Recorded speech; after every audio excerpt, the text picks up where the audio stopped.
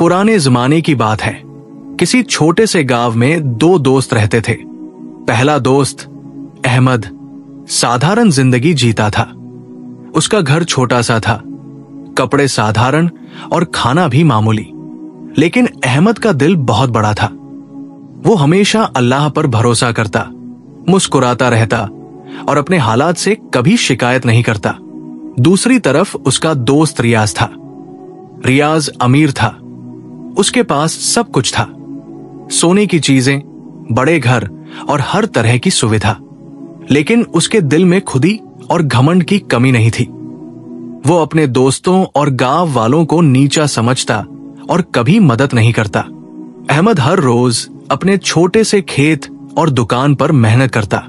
वो हमेशा दूसरों की मदद करता, गरीबों को खाना खिलाता और अपनी खुशियों में कोई कमी महसूस नहीं करता। उसकी जिंदगी में शांति थी। लेकिन रियाज की दौलत और विलासिता ने उसे इतना व्यस्त कर दिया था कि वो अपनी खुशी खो बैठा। एक दिन अहमद के खेत में एक बुजुर्ग आया। वो सफेद पोशाक में था, आंखों में अजीब रोशनी थी और चेहरे पर शांति की चमक थी। उसने अहमद से कहा, बेटा अहमद, मैं तुमसे कुछ खरीदने नहीं आया, मैं तुम्हें एक राज देने आया हूं। यह राज तुम्हारी जिंदगी बदल सकता है, लेकिन शर्त यह है कि तुम इसे घमंड या लालच की नजर से मत देखो। अहमद ने हैरानी से पूछा, बाबा जी, मैं आपको नहीं जानता, फिर यह राज क्यों देंगे? बुजुर्ग ने मुस्कुराते हुए कहा, नेक लोग हर जगह पहचान जाते हैं। लोग उन्हें ना जाने, लेकिन उनके दिल की चमक से पता चल जाता है। बेटा, रात के समय गांव के पुराने कुएं के पास जाओ। वहां एक मिट्टी का ढेर है, उसे खोदो।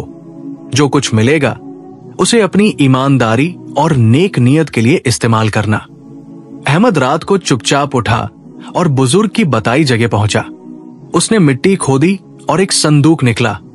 उस संदूक में सोने के सिक्के थे, लेकिन एक कागज भी था जिस पर लिखा था, यह तुम्हारा नसीब नहीं, ये तुम्हारी आजमाइश है।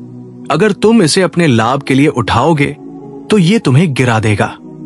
अगर तुम सब्र और नेक नियत से काम लो तो ये तुम्हारी मदद करेगा। अहमद ने धीरे से कहा, यह सोना मेरा नहीं है, इसे छोड़ देना ही बेहतर है।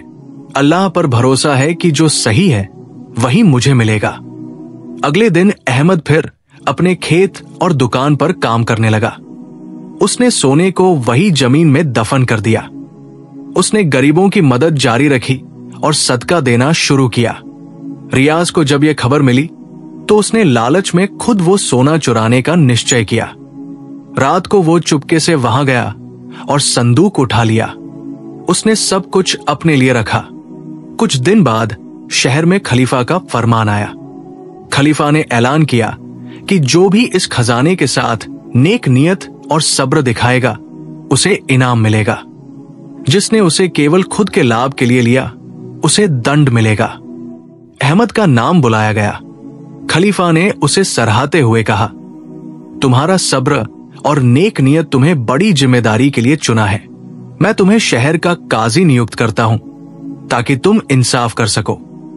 रियाज, जो केवल दौलत के लालच में फंसा था, खलीफा के सामने गया। खलीफा ने उसकी गलती समझाई और उसे उसी पुराने ढेर में कैद कर दिया।